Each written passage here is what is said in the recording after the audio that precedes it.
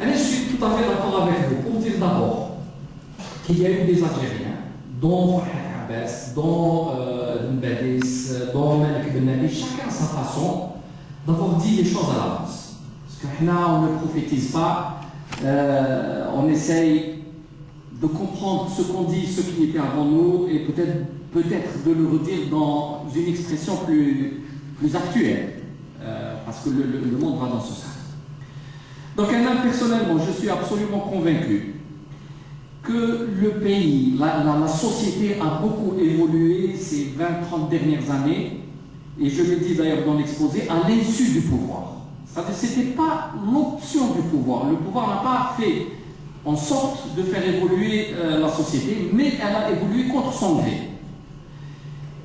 Et aujourd'hui, il y a des prémices de changements fondamentaux qui sont extrêmement importants parce qu'on est arrivé à un carrefour. Le pouvoir Hidaya, depuis, c'est le même, il est toujours le même, mais il a vieilli. Et contrairement à ce qu'on pense, il n'a pas préparé de relève. Il a mis leurs enfants, mais rien du tout. Leurs enfants, ils ont grandi dans une autre atmosphère qu'eux, avec beaucoup d'argent, beaucoup de moyens, ils ont fait leurs affaires, ils sont à l'étranger. Et leurs enfants ne sont pas intéressés de venir gagner la compréhension du peuple, la parler au peuple, mais ils sont sur un autre univers. Donc le pouvoir en lui-même, il est sur une trajectoire finissante.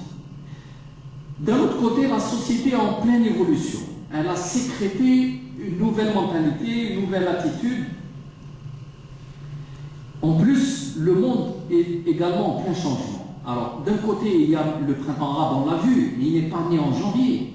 Le printemps arabe, c'est une accumulation de choses qui dure depuis des années. Ça a explosé là-bas parce que ça aurait pu exploser ailleurs, mais parce que les conditions étaient telles que ça devait aller vers ça.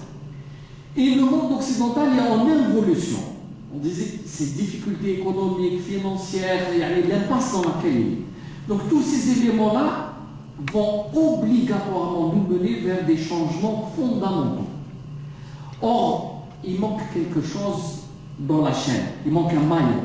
Le maillon, c'est cette structure, ce discours, ce creuset qui va réunifier cette intelligentsia nouvelle, cette génération nouvelle, ce djinn jadid, qui doit arriver avec ces nouveaux instruments-là. Voilà. Donc c'est en attente.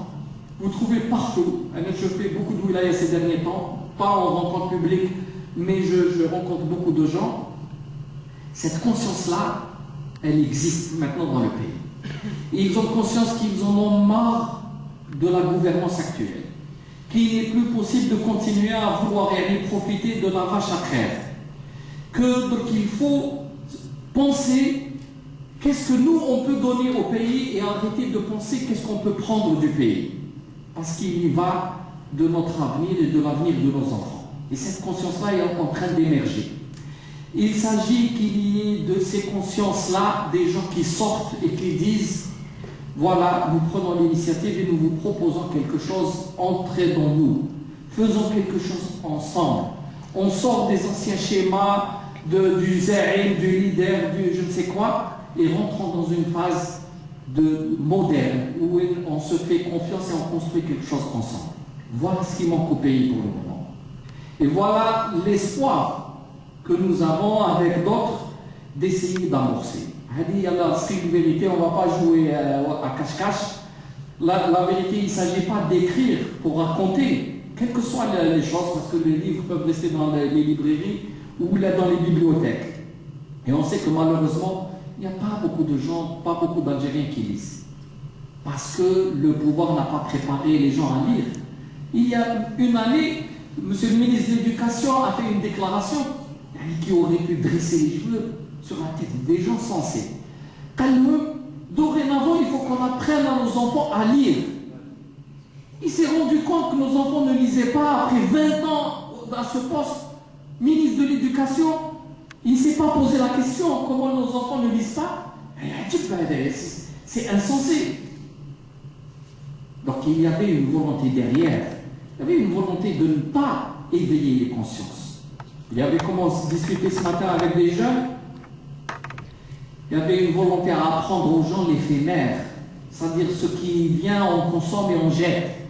parce qu'ils ne voulaient pas que des gens s'engagent dans des combats de long terme, des combats difficiles. On n'a pas aguerri les Algériens, parce qu'on ne veut pas d'eux en tant que guerriers, on les veut comme assistés, qui sont dans le coin, qui se plaignent, qui peuvent critiquer et insulter peut-être, mais qui sont incapables de faire, parce qu'ils veulent avoir le confort de là où ils sont, ne pas avoir à gérer des problèmes.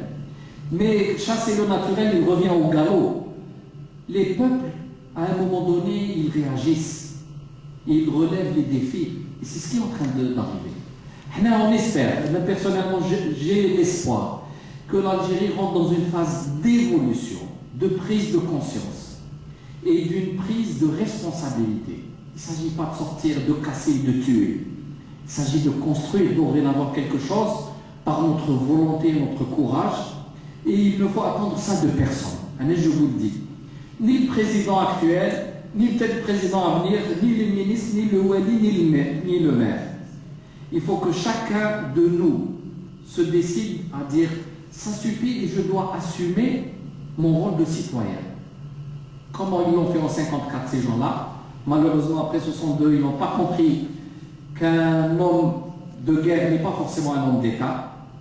Et ils ont assigné à résidence tout un pays. Mais donc, c'est notre rôle, c'est notre devoir.